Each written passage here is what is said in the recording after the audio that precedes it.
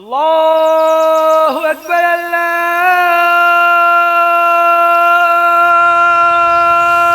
अकबर अशहदु अल्ला इलाहा इल्लल्लाह। हमेशा की तरह उन्होंने सुबह उठकर नमाज अदा की और हमने उनके लिए चाय बनाई।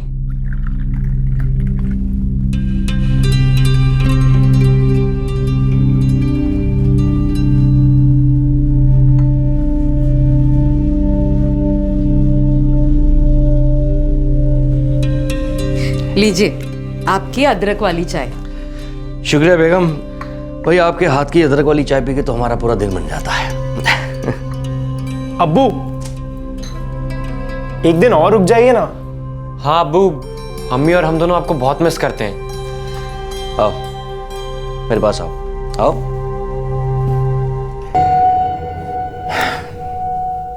जाने का मन तो हमारा भी नहीं है, लेकिन दुबई का कारोबार है ना, वो भी तो संभालना है ना।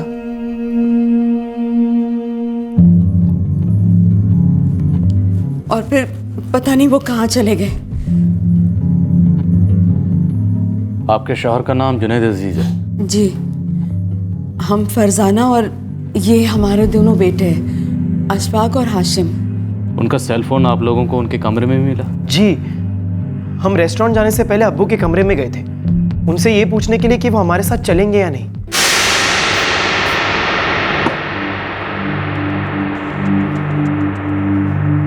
अब्बू, अब्बू,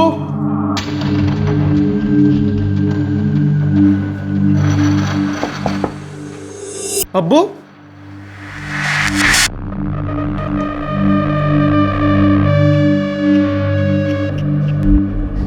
अम्मी,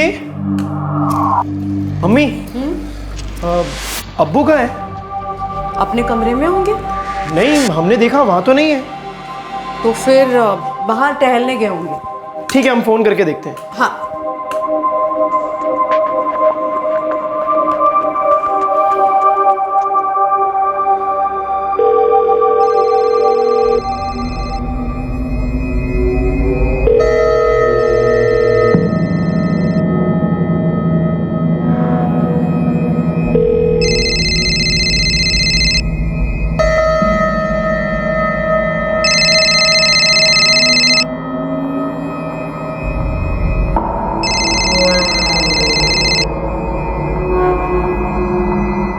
हमें लगा अब्बू अपना फोन घर भूलकर टहलने चले गए, इसलिए हम रेस्टोरेंट निकल गए। लेकिन फिर दोपहर को हमें अम्मी का फोन आया। इन्होंने हमसे कहा कि अब्बू घर लौटे ही नहीं है। हमने उनके दोस्तों को भी फोन किया। नहीं, जुनैद तो यहाँ नहीं आया। क्यों, क्या हुआ? आशफाक बेटे बोलो। नहीं, जुनैद भाई यहाँ रेस्टोरेंट में तो नहीं आए। नहीं, जुनैद भाई तो यहाँ नहीं आए। क्यों, क्या बात है अशफाक? हमने अब्बू के सारे दोस्तों को फोन किया, रेस्टोरेंट्स में भी पूछा, लेकिन वो कहीं नहीं थे। फिर हमने इस्माइल मामू को कॉल किया। नहीं अशफाक, जुनैद में यहाँ तो नहीं है। तूने बाकी सारे होटल में चेक किया? कहीं वापस दुबई तो नहीं चले गए? ये सारे रेस्टोरेंट्स आपके अब्बू जुनैद अजीज के ही हैं? जी, इनमें से 2 पार्टनरशिप हैं और अब्बू के सबसे पुराने वाले रेस्टोरेंट को इस्माइल मामू चलाते हैं। आपके भाई इस्माइल ने ये क्यों पूछा कि कहीं जुनैद अजीज दुबई तो नहीं चले गए? जी, वो हमारे शौहर कल दुबई जाने वाले थे, तो इस्माइल भाईजान को शायद ये लगा होगा कि वो एक दिन पहले ही दुबई चले गए। दुबई वो किसी काम के सिलसिले में जाने वाले थे? दरअसल उनका वहाँ एक बहुत बड़ा रेस्टोरेंट है जिसे वो खुद संभालते हैं। तो आप लोगों ने दुबई फ़ोन करके पूछा कि वो वहाँ गए हैं या नहीं? दुबई में वो कहाँ रहते हैं, किसके साथ?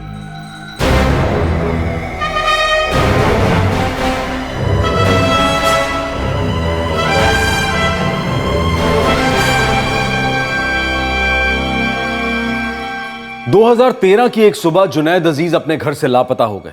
उनकी पत्नी फरजाना और बेटे अशफाक और हाशिम को इस बात की कोई खबर नहीं थी कि वो कहां गए। उन्होंने पुलिस को यह तो बताया कि अगले दिन जुनैद दुबई जाने वाले थे, लेकिन दुबई से जुड़े कुछ ऐसे सवाल भी थे जिनका जवाब देने से जुनैद की बीवी फरजाना कतरा रही थी।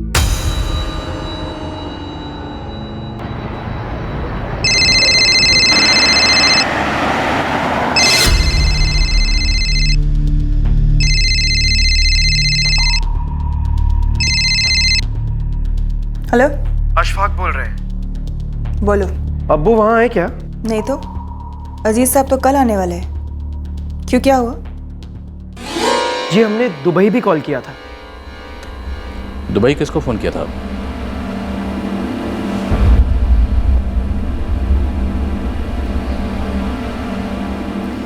सुमैया को। वो इनकी दूसरी बीवी है।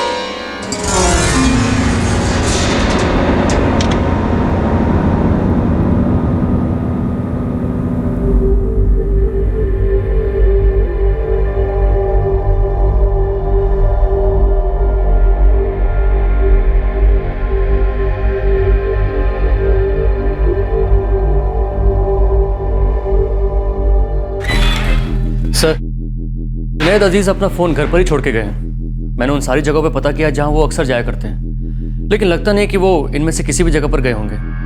कोई बंदा अपना फ़ोन घर पे छोड़ के कहाँ जा सकता है?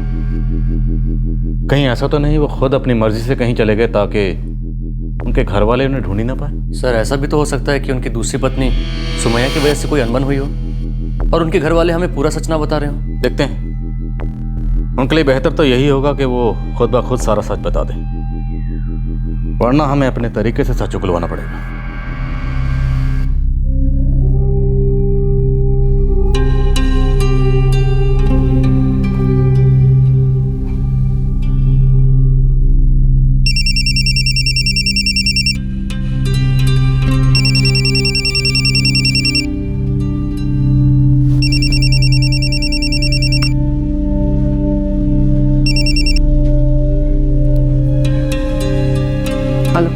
अजीज साहब का कुछ पता चला? नहीं, उनका कहीं कुछ पता नहीं चल रहा। कहीं ऐसा तो नहीं कि वो दुबई में है और आप नाटक कर रही है? मैं झूठ क्यों बोलूंगी फरजाना? जितनी आप परेशान हैं मैं भी उतनी ही परेशान हूँ। कहाँ जा सकते हैं ये? वो कभी भी किसी को भी छोड़कर जा सकते हैं, जैसे 15 साल पहले हमें छोड़कर वो आपके पास चले गए थे। आपने छीन लिया था उन्हें हमसे। अब क्यों नाटक कर रही है आप?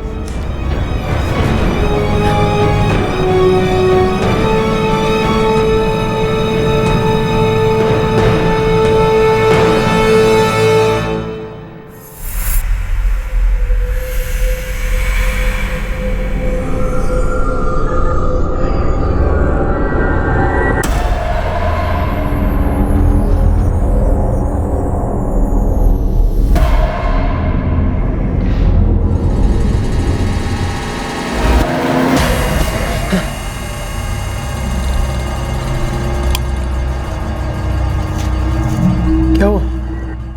इतना डरा हुआ क्यों है? कुछ नहीं, बुरा ख्वाब था। कोई बात नहीं, चल सो जा।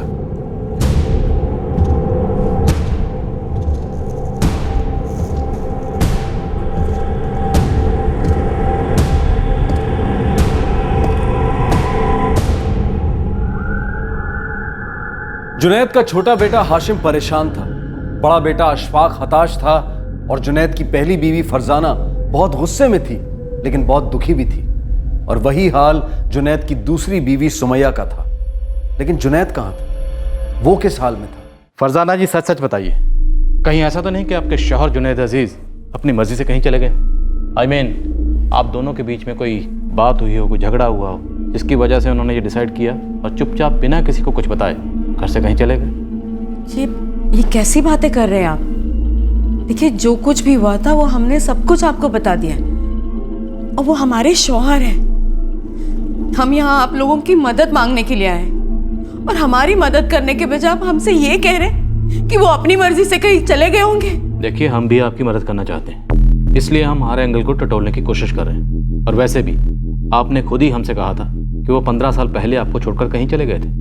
उन्होंने 15 साल पहले लखनऊ छोड़ा था ताकि वो दुबई जाकर अपना कारोबार शुरू कर सके। उन्होंने हमें ऐसे ही नहीं छोड़ दिया था। अब फरजाना जी, चाहे ऐसे छोड़ा या वैसे छोड़ा, लेकिन सच तो ये है कि उन्होंने आपको छोड़ा था। और वैसे भी वो लखनऊ से दुबई अपना कारोबार शुरू करने गए थे, लेकिन उन्होंने तो कारोबार के साथ साथ अपनी दूसरी जिंदगी भी शुरू कर ली वहाँ पे, सुमैया के साथ निकाह करके, और वहीं बस गए। देखिए, उन्होंने दूसरा निकाह जरूर किया था, लेकिन ये बात उन्होंने हमसे छुपाई भी नहीं थी।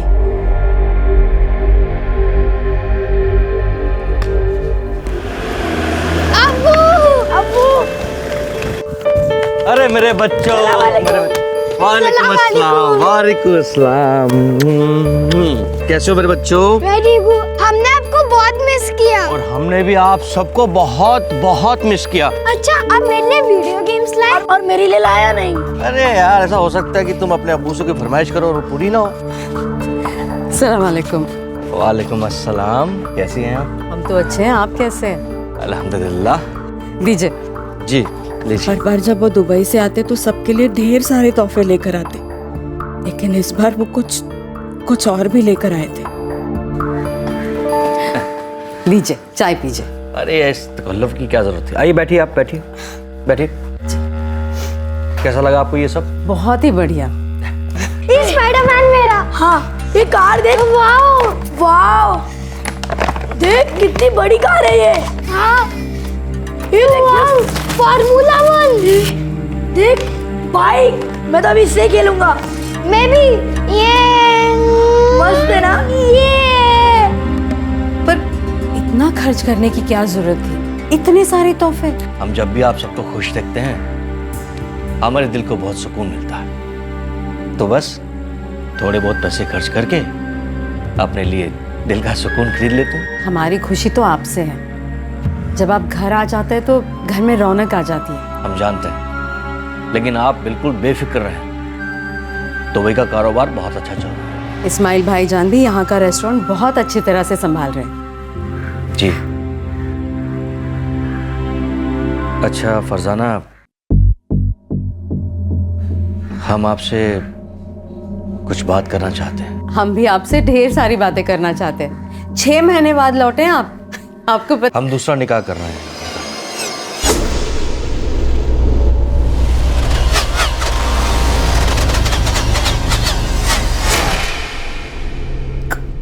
कौन है वो?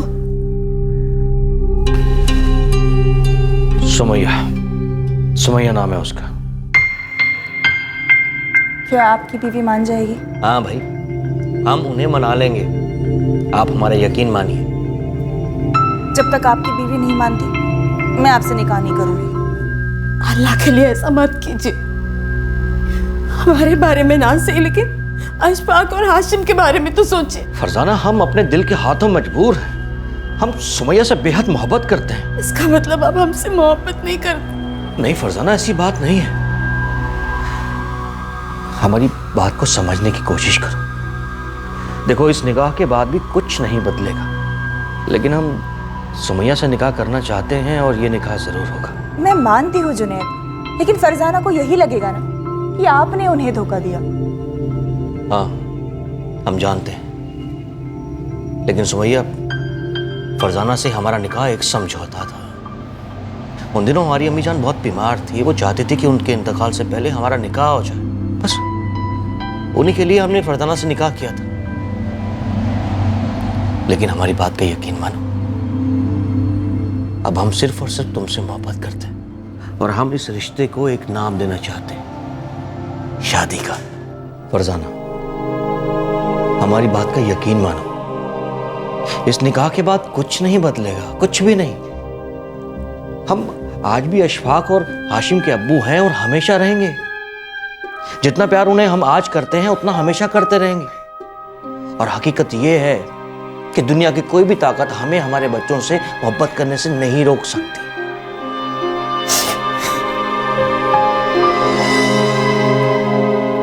जुनैद मियां, आप ये क्या कह रहे हैं? आप ऐसे कैसे कर सकते हैं? आप मेरी बहन की जिंदगी बर्बाद कर रहे हैं। नहीं इस्माइल भाई, ऐसी कोई बात नहीं है। हम फरजाना को छोड़ नहीं रहे और कभी छोड़ भी नहीं सकते। हम तो बस सुमैया से दूसरा निकाह कर रहे हैं।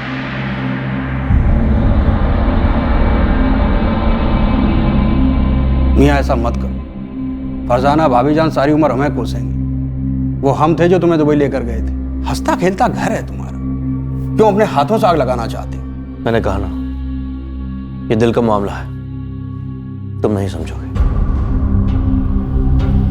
लेकिन हम फैसला कर चुके हैं। सच?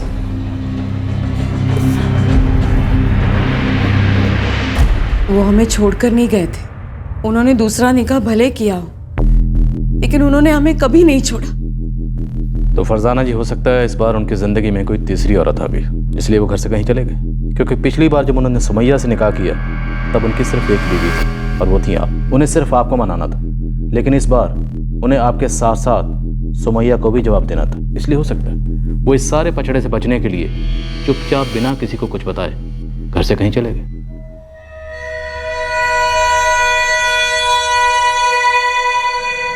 The number you have called is currently not reachable.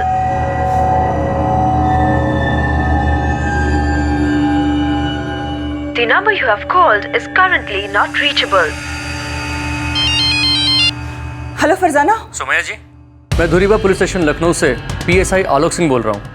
जी बोलिए। जुनैद अजीज के केस के सिलसिले में आपको लखनऊ आना पड़ेगा।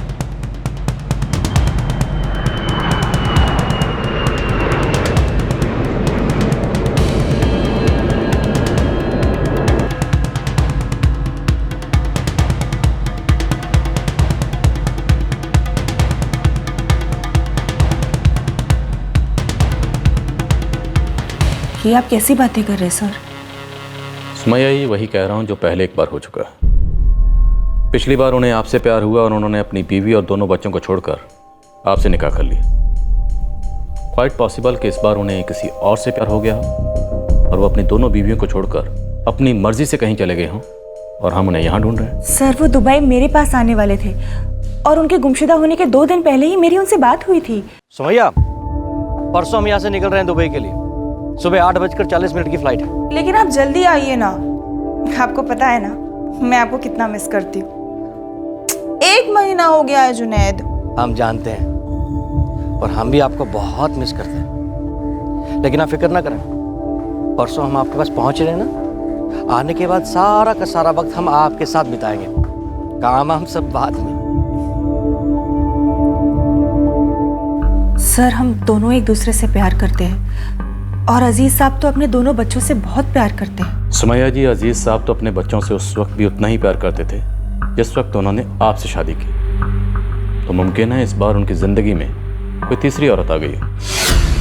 नहीं, मैं नहीं मानती, वो ऐसा नहीं कर सकते। आपको क्या लगता है कहाँ गए होंगे वो? हमने सब जगह पता कर लिया। दुबई में उनके रेस्टोरेंट में भी किसी को कुछ पता नहीं है वो कहाँ है। अभी तक उन्होंने किसी से कोई कांटेक्ट नहीं किया। यही बात तो मुझे भी खाई जा रही है।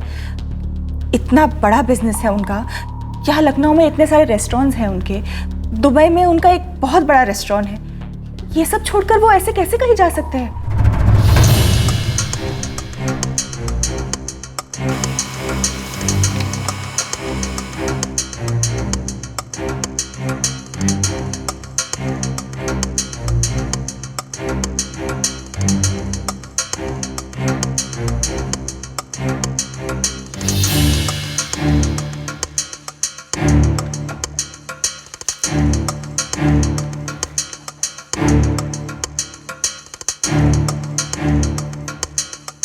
ये रहे अब्बू के फ्लाइट टिकट्स।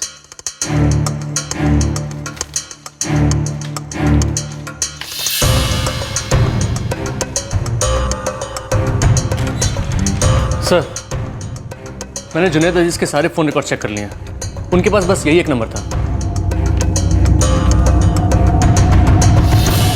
जी कोई और नंबर तो नहीं था। वो जब भी इंडिया आते यही नंबर यूज करते। अगर कोई और नंबर होता तो हमें जरूर पता चलता। नहीं सर, जब भी वो लखनऊ आते थे मुझे इसी नंबर से फ़ोन करते थे। उनका कोई और नंबर नहीं है। सर, मैंने सारे एयरलाइंस में पता कर लिया है। जुनैद अजीज के नाम से कोई बुकिंग नहीं थी और लखनऊ से निकलने वाली किसी भी ट्रेन में इस नाम का कोई रिजर्वेशन नहीं था। इतना एस्टेब्लिश आदमी ये सब करेगा क्या, वो भी 51 साल की उम्र में? कहीं कुछ और बात तो नहीं है? क्या ये केस महज एक आदमी के घर छोड़ के जाने का केस है या फिर इस केस के अंदर एक दूसरा केस छुपा हुआ? I mean, उस आदमी का सिर्फ लखनऊ में नहीं दुबई में भी अच्छा खासा बिजनेस है। अगर उसके रेस्टोरेंट्स की वैल्यू निकाली जाए तो ये आदमी करोड़ों का मालिक है।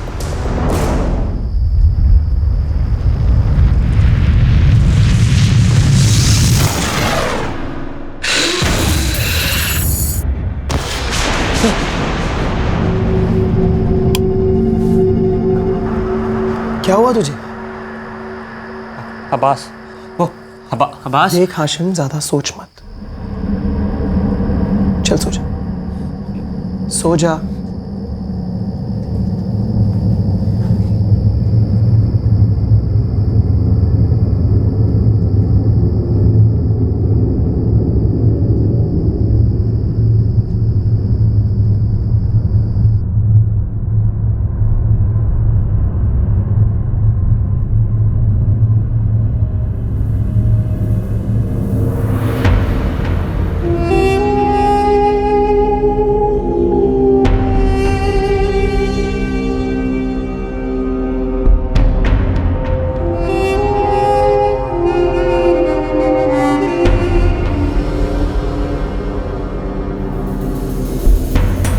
लीजिए आपकी अदरक वाली चाय। शुक्रिया बेगम।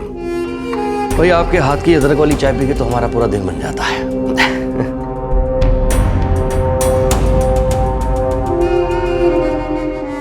कुछ दिन बीत गए लेकिन जुनैद अजीज का कुछ पता नहीं चला। वो अपने पीछे अपनी पहली बीवी फरजाना, 2 बेटे अशफाक और हाशिम और अपनी दूसरी बीवी सुमैया को छोड़ गए थे। सब लोग उनके जाने से दुखी थे और हर पल उनके लौटने की दुआ मांग रहे थे। लेकिन क्या जुनैद अजीज कभी वापस आ पाए?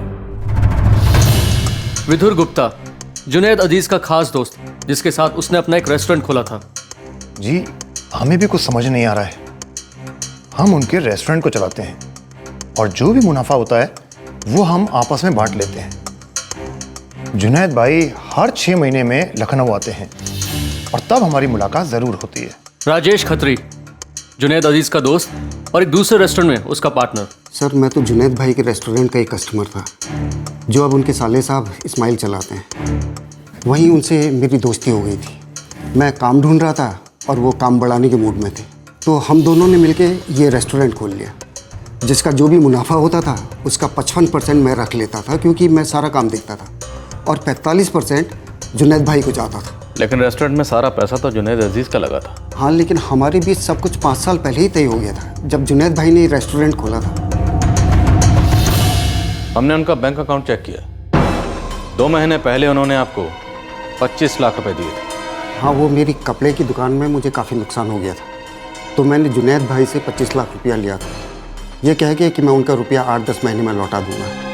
वो रुपया मैंने उनसे कर्ज में लिया था। लेकिन आप ये सवाल मुझसे क्यों पूछ रहे हैं? जी हम उनके साले हैं और पिछले 27 साल से इस रेस्टोरेंट की जिम्मेदारी हम संभाल रहे हैं। हमारी बहन फरजाना के साथ जब जुनैद मियाँ का निकाह हुआ तो इस रेस्टोरेंट को जुनैद मियाँ के मरहूम अब्बू चलाते थे। उनके गुजरने के बाद जुनैद मियाँ ने संभालना शुरू किया और फिर जैसे ही कारोबार बढ़ता गया तो इस रेस्टोरेंट की जिम्मेदारी जुनैद मियाँ ने हमें सौंप दी। आपके बहनोई ने आपकी बहन के होते हुए भी सुमैया से दूसरी शादी कर ली। आपको बुरा नहीं लगा? बुरा तो लगा सर, लेकिन सच है जुनैद मियाँ एक बहुत ही नेक इंसान है। उन्होंने दूसरा निकाह तो कर लिया पर मेरी बहन से और अपने बेटों से कभी नजरें नहीं फेरी। जी हम बचपन के दोस्त थे। जुनैद के अब्बा और हमारे अब्बू जान भी आपस में बहुत अच्छे दोस्त थे। तो आप थे जो जुनैद अजीज को दुबई लेकर गए थे? जी, हम दुबई में काम करते थे। रेस्टोरेंट बिजनेस के लिए दुबई बहुत अच्छी जगह है और यही बात हमने जुनैद को बताई थी। जुनैद अपना कारोबार बढ़ाना चाहता था, इसीलिए वो भी दुबई चला गया। और दुबई जाने के बाद जुनैद अजीज की मुलाकात सुमैया के साथ हुई। सर आप घुमा फिरा के क्यों बात कर रहे हैं? आप कहना क्या चाहते हैं? जुनैद के साथ कुछ बुरा हुआ है? कहाँ है वो सर? ये तो आप हमें बताइए कि वो कहाँ है। अभी आप ही ने कहा कि आप दोनों बचपन के यार हैं, तो जाहिर है आपको अच्छी तरह से पता होगा कि जुनैद अजीज इस वक्त कहाँ है। और आपको ये क्यों लगा कि जुनैद अजीज के साथ कुछ बुरा हो सकता है?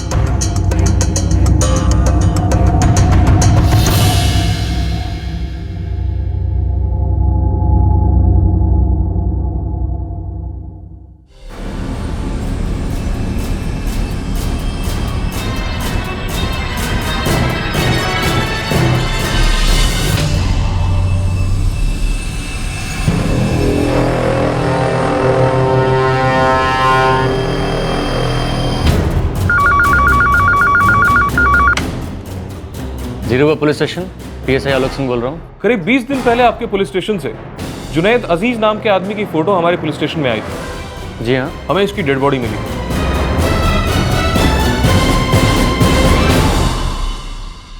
दो दिन पहले कानपुर के एक सुनसान इलाके से एक आदमी ने पुलिस को फोन करके यह बताया कि एक बोरी के अंदर से बहुत ही गंदी बदबू आ रही है।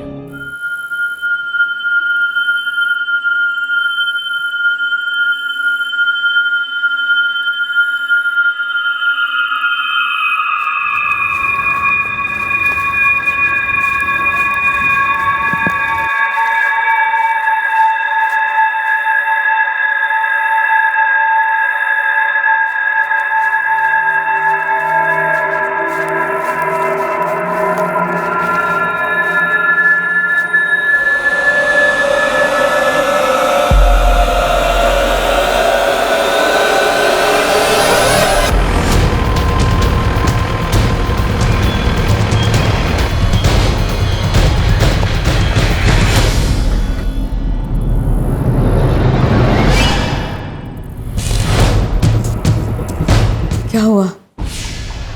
क्या कहा पुलिस ने?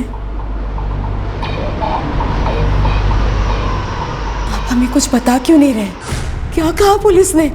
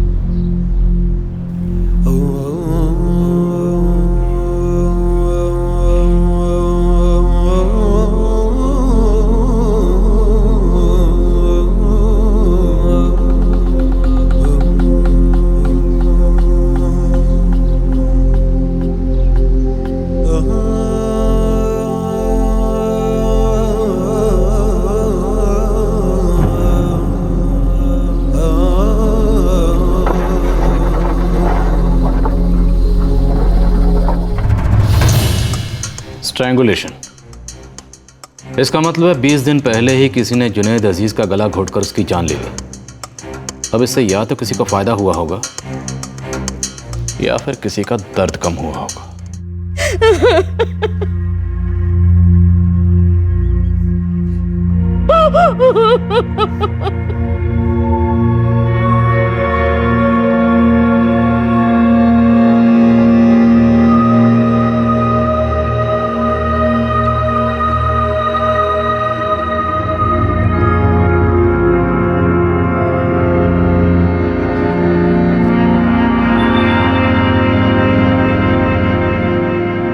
हमें आपकी बहन फरजाना से मिलना होगा। देखिए, आप अम्मी से इस वक्त नहीं मिल सकते, वो इद्दत में है। और वैसे भी अब आपको उनसे क्या बात करनी है? ये एक मर्डर केस है और हमें पूछताछ करनी पड़ेगी और आप लोगों को कोऑपरेट करना पड़ेगा। आपकी अम्मी इद्दत में, हम समझते हैं। हम आपके जज्बातों की कदर करते हैं। हम आपकी अम्मी से नहीं मिल सकते, लेकिन हमारी लेडी कांस्टेबल तो उनसे बात कर सकती है। क्या जानना चाहती हैं आप? क्या आपको ये शक है कि हमने हमारे शौहर की जान ली? तो हम आपको बताते हैं, आपका शक बिल्कुल गलत है। लीजिए आपकी अदरक वाली चाय। शुक्रिया बेगम। भाई, आपके हाथ की अदरक वाली चाय पी के तो हमारा पूरा दिन बन जाता है। वो हमारे शौहर थे, हमारे बच्चों के अब्बू।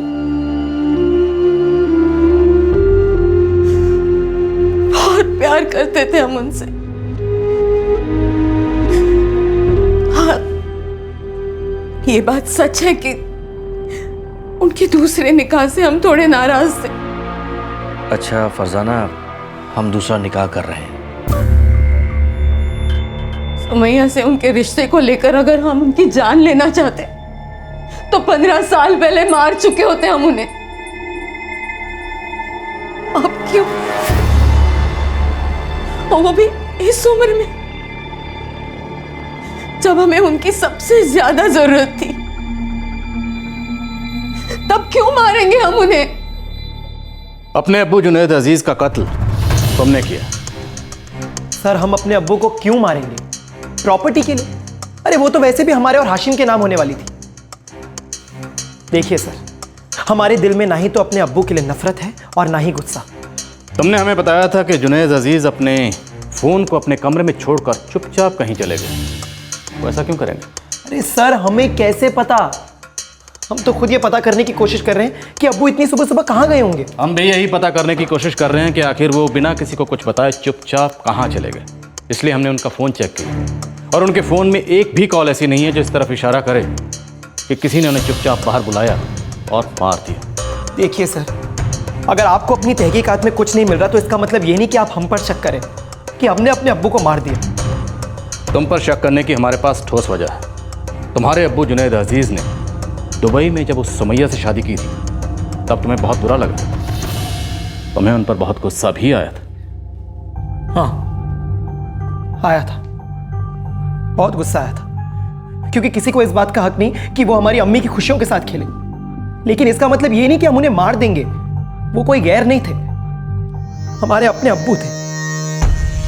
आज फिर अशफाक और हाशिम आपके बारे में पूछ रहे थे, हम क्या जवाब दें उनके सवालों का? कोई जवाब देने की जरूरत नहीं है, उनसे बोलिए हम जल्दी घर आएंगे। आप 6 महीने में एक बार घर आते हैं। हम सबको आपकी बहुत याद आती है। अशफाक और हाशिम तो कितने सवाल करते हैं हमसे। हमें तो डर है कि अगर किसी दिन उन्हें ये पता चल गया कि दुबई में आप अपनी दूसरी बीवी के साथ रहते हैं तो क्या करेंगे?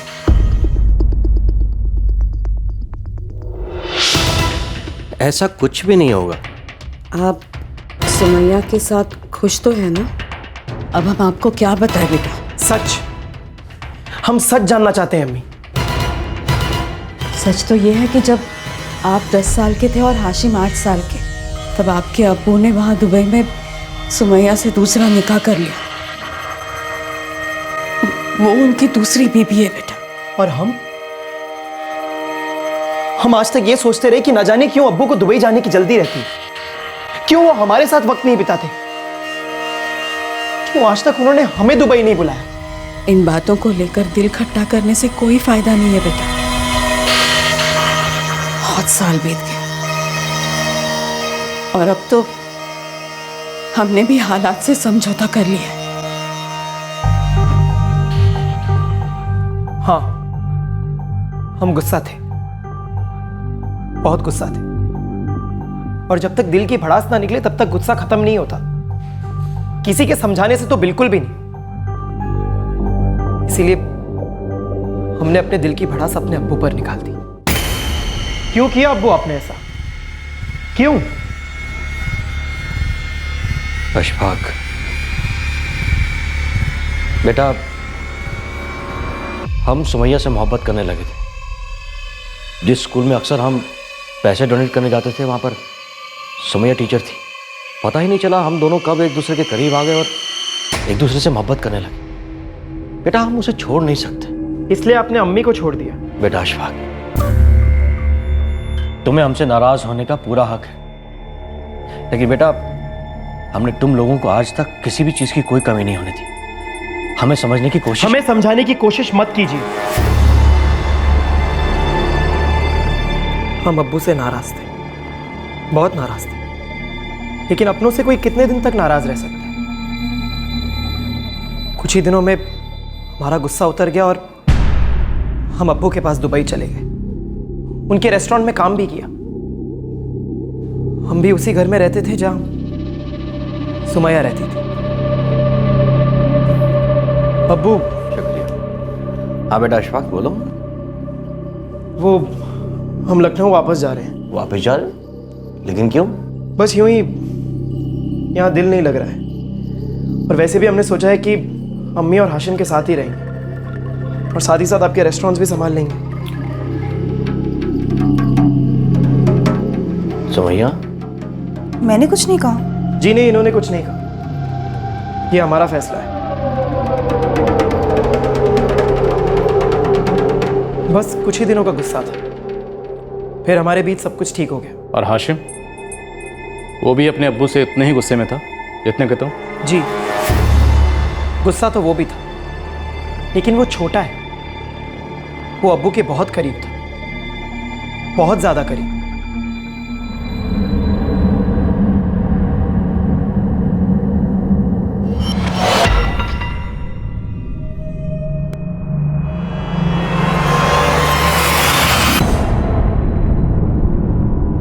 जुनैद अजीज के खून की गुत्थी सुलझ ही नहीं रही थी। पुलिस वालों को उसके परिवार पर पूरा शक था। उनके पास जुनैद अजीज को मारने की वजह भी थी, लेकिन फिर भी पुलिस को ऐसा कोई सुराग नहीं मिला था जो इस बात की तरफ इशारा कर सके कि ये खून किस लिए किया गया था और किसने किया था। मैंने आपसे कहा था ना सर, हम दोनों एक दूसरे से बहुत प्यार करते थे। मैंने जितना चाहा उससे कहीं ज्यादा दिया मुझे जुनैद साहब ने। फिर भला मैं उनसे नाराज क्यों होंगी? नाराज होने की, गुस्सा होने की वजह तो थी आपके पास, क्योंकि आपने एक ऐसे आदमी के साथ निकाह किया था जो पहले से शादीशुदा था। आप ये बात अच्छी तरह से जानती थी कि अजीज साहब कभी भी पूरी तरह से आपके नहीं हो सकते, क्योंकि यहाँ लखनऊ में पहले से उनकी एक बीवी है और 2 बेटे हैं। सॉरी टू से, लेकिन ये सच है कि जुनैद अजीज से आपकी अपनी कोई औलाद नहीं है। आप कहना क्या चाहते हैं? कहना नहीं, सिर्फ पूछना चाहता हूँ, जुनैद अजीज के कत्ल से आपका क्या ताल्लुक है? मैंने उनसे प्यार किया था साहब, और वो भी मुझसे बेइंतहा प्यार करते थे। हम दोनों एक दूसरे के साथ बहुत खुश थे, बहुत खुश थे। Thank you. I am sorry to disturb you.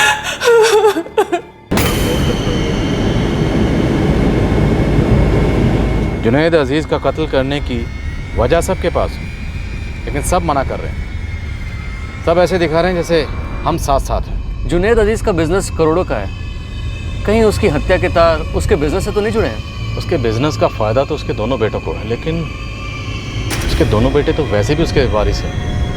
Sir, वो उनका मामू इस्माइल, वो भी तो जुनैद अजीज का एक रेस्टोरेंट संभालता है। आप एक ही सवाल बार बार पूछ रहे हैं। वो हमारी बहन के शौहर थे। लेकिन आप उनके रेस्टोरेंट में सिर्फ मैनेजर थे, मालिक नहीं थे आप। तो आपका ये कहना है कि उन्हें मारकर हम उस रेस्टोरेंट के मालिक बनना चाहते थे? क्यों नहीं, हो सकता है आपके दिल में मालिक बनने का लालच जाग गया। आपके बहनों के गुजरने के बाद सब कुछ आपकी बहन और उनके बच्चों का है, और उन्हें बहला फुसला कर सब कुछ अपने नाम करवाना आपके लिए मुश्किल काम नहीं है। देखिए, गलत जगह पर हाथ पैर मारकर सही चीज हाथ नहीं आएगी। हमारा जुनैद मियां के कत्ल के साथ कोई लेना देना नहीं है।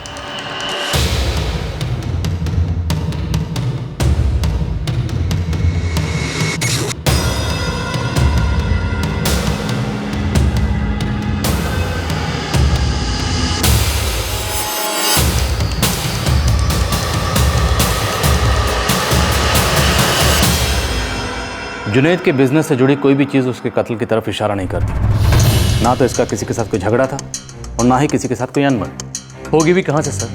जुनैद अजीज अपने सारे बिजनेस पार्टनर्स का बहुत अच्छे से ख्याल रखता था। प्रॉफिट में सबको अच्छा हिस्सा मिल रहा था, और वैसे भी ये आदमी ज़्यादातर दुबई में रहता था, लखनऊ में नहीं। फिर ऐसे में किसी से इतनी गहरी दुश्मनी कैसे हो सकती है कि कोई इसकी जान ले ले? ये शख्स 1 महीना पहले दुबई से लखनऊ वापस आया।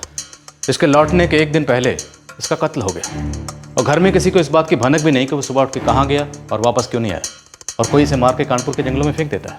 शायद ऐसा भी हो सकता है कि कोई नहीं चाहता हो कि वो दुबई जाके मरे।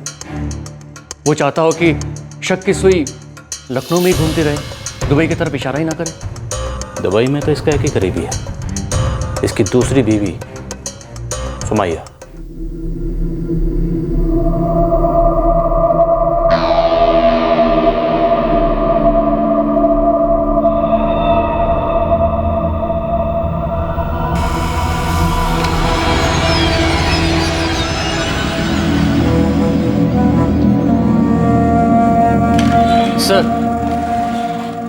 सुमैया 2 नंबर यूज़ करती है, लेकिन किसी भी नंबर पर हमें ऐसा कुछ नहीं मिला जो इस तरफ इशारा करे कि उसने जुनैद को मरवाने के लिए किसी से बात की हो।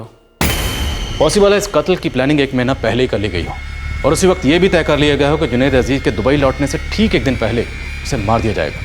पॉसिबल है कि लखनऊ में सुमैया का या तो कोई रिश्तेदार है या किसी से बहुत अच्छी दोस्ती है जिसने सुमैया के कहने पर इस काम को अंजाम दिया है।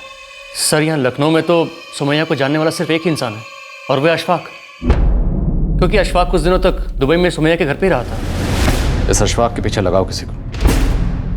कच्चा चिट्ठा निकालो इसका। सर।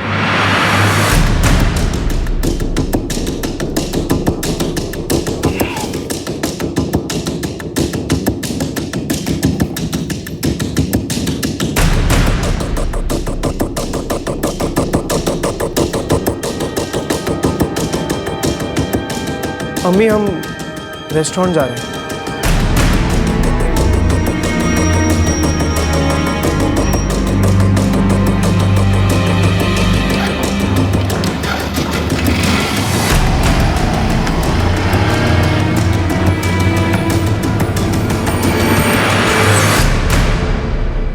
शायद जुनैद के घर में ही उसका हत्यारा छुपा था। पुलिस को उसके बड़े बेटे अशफाक पर पूरा शक था। पुलिस जो सोच रही थी, क्या वो सही था?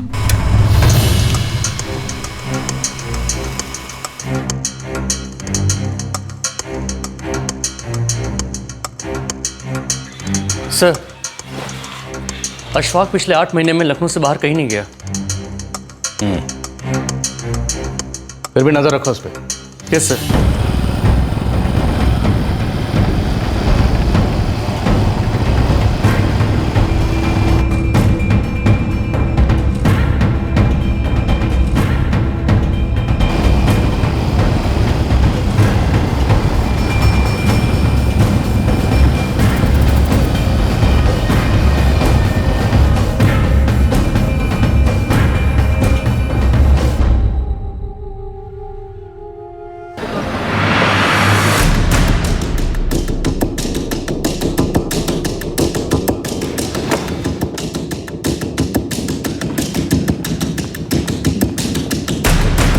ये आप क्या बकवास कर रहे हैं? एक बार फिर से दोहराऊं, अपने अब्बू की जान तुमने ही ली है। देखिए, आप इस तरह हमारे घर आकर हम पर ही इल्जाम नहीं लगा सकते। क्या सबूत है आपके पास? तुम्हारे इसी घर में तुमने अपने अब्बू की जान ली, क्योंकि जिस दिन उनका कत्ल हुआ जुनैद अजीज घर से कहीं गए नहीं। वो इसी घर में थे जब तुमने उन्हें मारा। ओह, अब समझ में आया। जब आपको हमारे अब्बू के असली कातिल नहीं मिले तो अब आप सारा इल्जाम हम लोगों पर डाल रहे हैं। अब्बू बाहर गए थे। अब्बू बाहर गए हुए थे।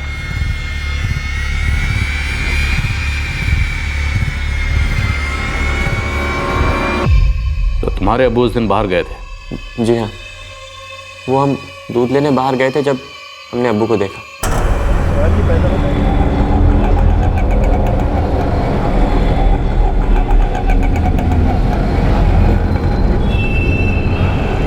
जिस वक्त तुमने उन्हें देखा वो किसके साथ बात कर रहे थे?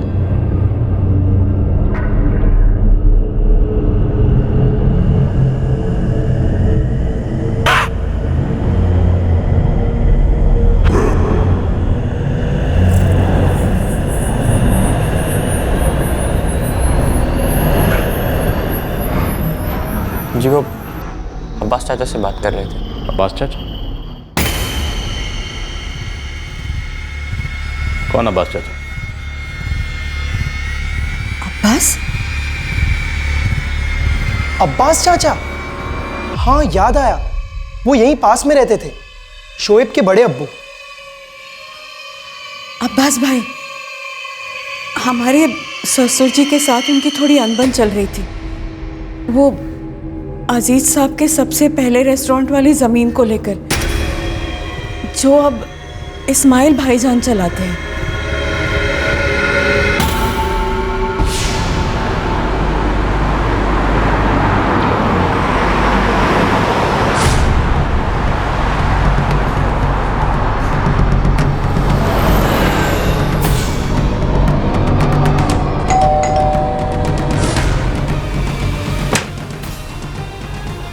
हाँ जी। अब्बास हुसैन का घर यही है? हाँ जी। कहाँ है वो? जी? बुलाइए उन्हें, हमें उनसे कुछ बात करनी है। जी, उनको गुजरे हुए 10 साल हो चुके हैं।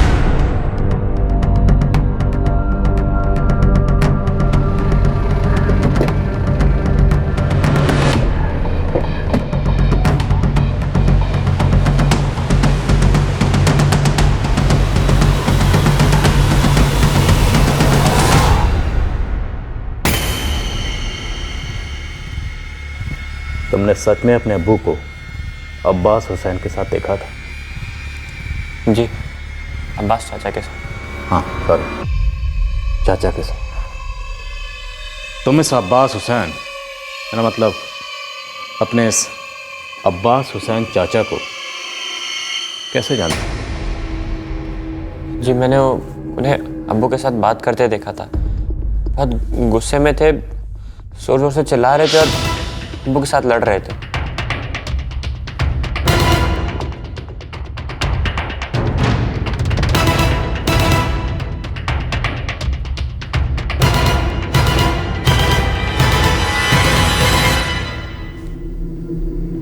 हाशिम ने पुलिस के सामने एक राज से पर्दा हटाया था, जिसे सुनकर पुलिस और भी हैरान हो गई थी। भले ही पुलिस को हाशिम की बातों में कोई सच्चाई ना मिली हो, लेकिन उसकी बात से पुलिस ने यह अनुमान तो लगा ही लिया था कि आखिर हुआ क्या होगा। वो कौन सी बात थी जिसकी वजह से जुनैद अजीज के कत्ल में एक ऐसे आदमी का नाम लिया जा रहा था जो 10 साल पहले मर चुका था। अरे सर, ये तो बताइए मैंने किया क्या है सर? कहाँ लेकर जा रहे हैं आप हमारे बेटे को? हमने कहा तो है आपसे कि हमारे बेटे ने कुछ नहीं किया, छोड़ दीजिए इसे। आपके बेटे ने कुछ नहीं किया, लेकिन ये आपका बड़ा बेटा जानता है किसने किया। बताओ इन्हें, जुनैद अजीज का कत्ल किसने किया? हाशिम ने?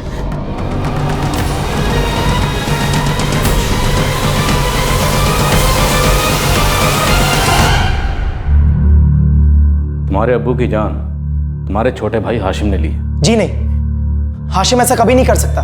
वो ऐसा कर चुका है, और उसने हमें जो कहानी सुनाई थी कि तुम्हारे अब्बू अब्बास हुसैन से मिले थे, वो सब झूठ है। तुम्हारे अब्बू की जान उसी ने ली है, और अब वो हमें गुमराह करने के लिए झूठी कहानियां बना रहा है। कहानियां वो नहीं, कहानियां आप लोग बना रहे हैं। पहले आप लोगों ने हम पर इल्जाम लगाए, और जब आपको कुछ नहीं मिला तो अब आप उसे इसमें घसीट रहे। देखिए, हमने कहा ना, हाशिम ऐसा कभी नहीं कर सकता। तो कौन कर सकता है? तुम्हारे अब्बू की जान कौन ले सकता है? और हाशिम को यह झूठी कहानी बताने के लिए किसने कहा था? तुमने?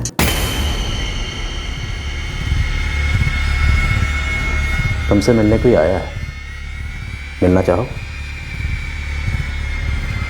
लेके आओ।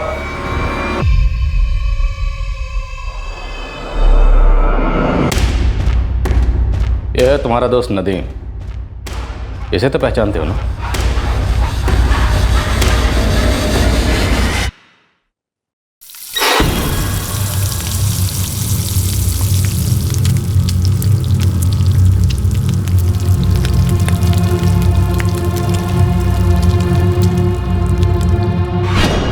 पहचान लिया ना? अब तुम्हें कुछ याद भी दिलाता हूं। जिस दिन तुम्हारे अब्बू जुनैद अजीज का कत्ल हुआ, उस दिन तुम्हारा ये दोस्त नदीम तुम्हारे घर पे था। याद आया?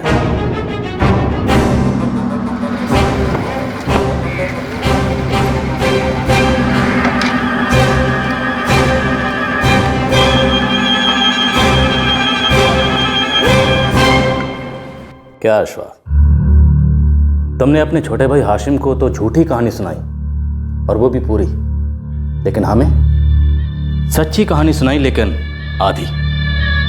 तुमने हमें यह नहीं बताया कि तुम्हारा ये दोस्त नदीम उस दिन तुम्हारे लिए क्लोरोफॉर्म लेके आया था। सर, हमने कुछ नहीं किया सर। सर, हम वहाँ गए ज़रूर थे, लेकिन सर हम बहुत डर गए थे सर, इसलिए हमने अशफाक को मना कर दिया। चलो अशफाक, अब फ्लैशबैक में जाके कहानी सुना दो, और प्लीज इस बार पूरी कहानी सुनाना।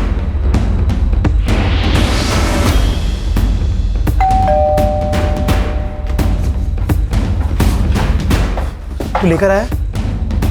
लेकर तो आया हूँ, लेकिन हमसे नहीं हो पाएगा। हमें बहुत डर लग रहा है। सुन, तुझे पैसे चाहिए ना? बहुत पैसे मिलेंगे। भाईजान, मुझे बहुत डर लग रहा है। देखो, वो आदमी हमें एक फूटी कौड़ी भी नहीं देने वाला। अब तुम क्या चाहते हो कि ये सब कुछ जो भी है वो उठा के उस औरत को दे दे?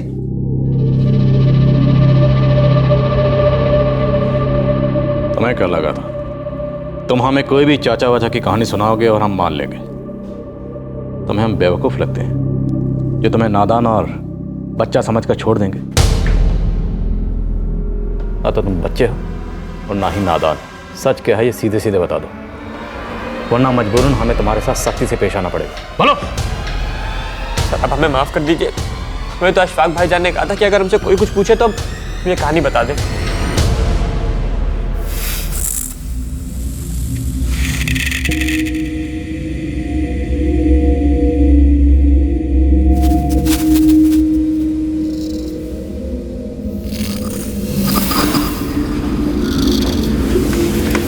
अब्बू हमें धोखा दे रहे थे। सारी जिंदगी वो हमसे धोखा ही तो करते आए थे। अम्मी की सारी खुशियां छीन ली उन्होंने, और अब वो हमारा सब कुछ उस औरत सुमैया को देना चाहते थे। हमें हमेशा यही लगा था कि हमारे दोनों बेटे हमें दिलो जान से मोहब्बत करते हैं, लेकिन आज पता चला कि हमारे बेटे हमसे नहीं बल्कि हमारी दौलत से मोहब्बत करते हैं। हमारे बेटों को अगर कुछ चाहिए तो वो है हमारी दौलत, हमारी प्रॉपर्टी, हमारे रेस्टोरेंट्स। अब्बू हमें भी आज तक यही लगता था कि आप हमसे बहुत प्यार करते हैं, लेकिन धोखे के अलावा हमें आज तक आपने और दिया ही क्या है? अम्मी अभी भी घर के सारे काम करती है, अभी भी हम आप ही के मोहताज हैं।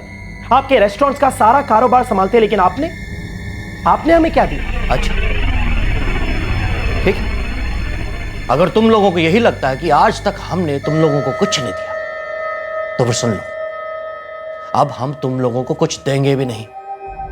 अरे एक तुम लोग हो और एक सुमैया है जिसने आज तक हमसे कुछ नहीं मांगा। उसने हमेशा यही कहा हमसे कि हम अपना सब कुछ तुम लोगों को दे दें। हमें लगता था कि तुम लोगों की नजर में हमारी बहुत अहमियत है, लेकिन आज तुम लोगों ने हमें यह एहसास दिलाया कि तुम लोगों की नजर में हमारी कोई अहमियत है ही नहीं। अब वो हमारी नजरों में आपकी जो अहमियत है वो आपने खुद बनाई है। आज तक आपने हमारी अम्मी के साथ गलत किया, फिर हमारे साथ गलत किया, और अब जब हम आपसे अपना हक मांग रहे हैं तो आप फिर गलत कर रहे हैं। हक? कौन सा हक? किस हक की बात कर रहे हो तुम लोग? ये सब कुछ जो है वो हमने अपनी मेहनत से बनाया है, अपने खून पसीने से। इस पर तुम लोगों का कोई हक नहीं है। और एक बात कान खोल दो, अब मैं तुम लोगों को एक फूटी कौड़ी भी नहीं दूंगा।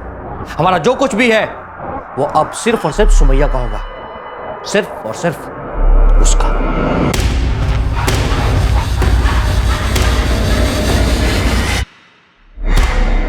तो इस झगड़े के बाद तुम डर गए थे। तुम डर गए थे कि अगर तुम्हारे अब्बू इस बार दुबई चले गए तो वो दुबई जाकर सब कुछ कहीं सुमैया के नाम ना कर दें। हाँ, क्योंकि हम जानते थे कि वो यही करेंगे। यार मुझे डर लग रहा है यार। तुम अपने अब्बू को कत्ल करने जा रहे हो। मत करो। देखो, अगर तुम्हें हमारा साथ नहीं देना तो तुम जा सकते हो, लेकिन हाँ एक बात याद रखो, अगर पुलिस को कोई भी खबर की तो हम भी कह देंगे कि तुम ड्रग्स का कारोबार करते हो। देखो, घबराओ मत। हमने कहा ना, किसी को कुछ पता नहीं चलेगा, और अगर किसी ने भी तुमसे कुछ भी पूछा तो जैसा जैसा हम कहेंगे बस वैसा कह देना।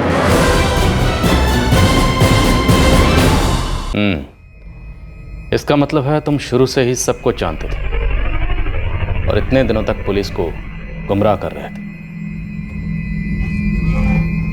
अब सीधे सीधे ये बताओ, और कौन कौन जानते हैं?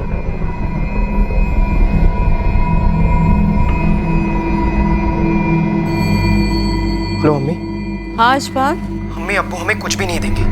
वो दुबई वापस जाने के बाद सब कुछ अपनी उस दूसरी बीवी के नाम कर देंगे, और हम ऐसा होने नहीं दे सकते।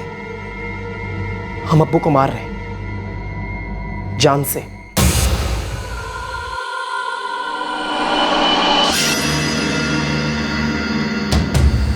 मार डाल। उन्होंने हमें धोखा दिया था, हमसे कभी प्यार नहीं किया, और अब तो हमारे दिल में उनके लिए कोई मोहब्बत नहीं बची।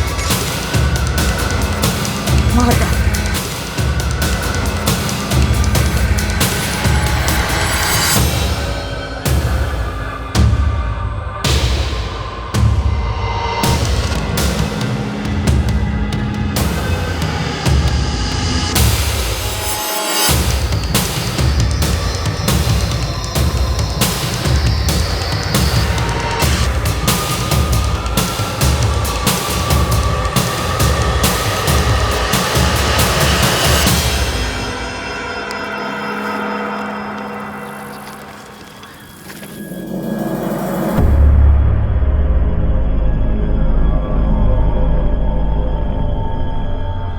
तुमने जो किया है वो बिल्कुल सही किया है, पर अब ध्यान रहे कि इससे आगे भी कोई गलती नहीं होनी चाहिए।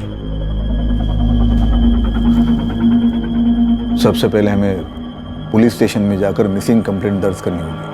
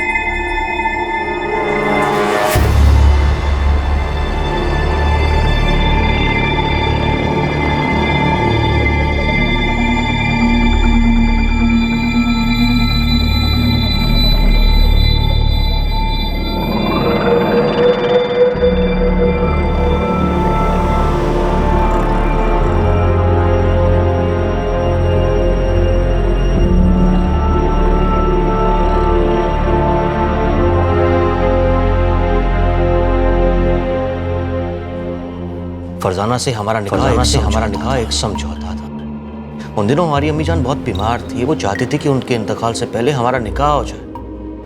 बस उन्हीं के लिए हमने फरजाना से निकाह किया था। हम भी आपको बहुत मिस करते हैं। परसों हम आपके पास पहुंच रहे हैं ना, आने के बाद सारा का सारा वक्त हम आपके साथ बिताएंगे।